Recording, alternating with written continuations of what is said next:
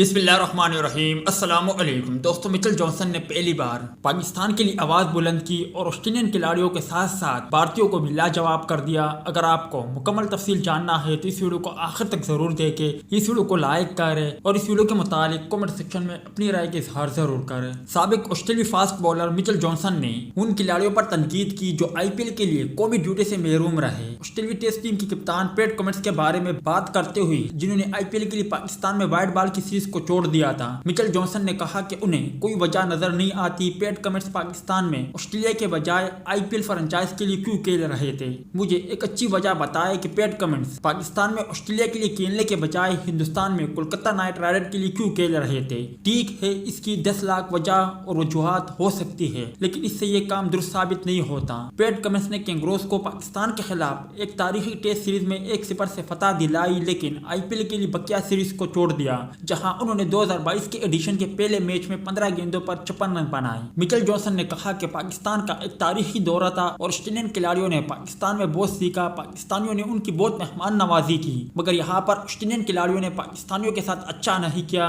اور نہ ہی Australian team کے ساتھ، کیونکہ ان سینئر کھلاڑیوں کو آئی پی ایل سے دستبردار ہونا چاہیے تھا اور ملک کے لیے پاکستان میں مکمل سیریز کھیلنی چاہیے تھی۔ اب اگر ویڈیو اچھی لگے تو اسے لائک ضرور کریں۔